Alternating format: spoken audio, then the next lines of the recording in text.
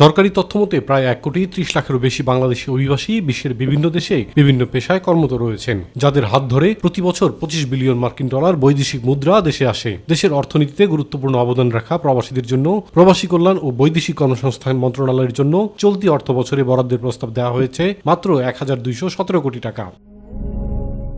প্রস্তাবিত বাজেট স্বাগত জানালেও প্রেরিত রেমিটেন্সে প্রণোদনা বৃদ্ধি, মৃত প্রবাসীর মরদেহ বিনা খরচে দেশে পাঠানো সহ কর্মসংস্থানের বাজার বাড়ানোর বিষয়ে কিছু উল্লেখ না করায় হতাশ কুয়েত প্রবাসীরা। দেশীয় শিল্পকে বাঁচানোর জন্য এরকম উদ্যোগ নেওয়া যেতে পারে, কিন্তু প্রবাসীদের ক্ষেত্রে আর একটু যত রহিত করা হয় এই ব্যাপারগুলো যেন সরকার দেখে। আমরা একটা মোবাইল নেব, এটাও যদি সরকারকে ভ্যাট দিতে হয় তাহলে সরকার বিদেশির জন্য কি করছে? বিদেশিরা তো দেশের জন্য অনেক কিছু করতেছে। কোনো ট্যাক্স বাংলাদেশ সরকার এটা না ধার্য করে সেটা দাবি জানাচ্ছি। প্রবাসীদের রেমিটেন্স প্রণোদনা বাড়িয়ে 5% করা, ব্যাগেজিং এর মোবাইল বহন নীতি শিথিল বিষয়ে পুনরায় বিবেচনা ও মৃত প্রবাসীর মরদেহ ফ্রিতে পরিবহনের দাবি জানান তারা। এই রেমিটেন্স যোদ্ধারা যারা মৃত্যুবরণ করছেন তাদের লাশগুলি যেন বিনা পয়সায় এবং এমন একটি আইন করা হয় দূতাবাস যেন তড়িৎ গতিতে লাশটি বাংলাদেশে প্রেরণ করে। যে রেমিটেন্স দিয়ে আমরা বাংলাদেশের অর্থনীতি চাকা সচল রাখছি, সেখানে প্রবাসী বান্ধব সরকার আমাদের জন্য সুযোগ সুবিধা রাখবে।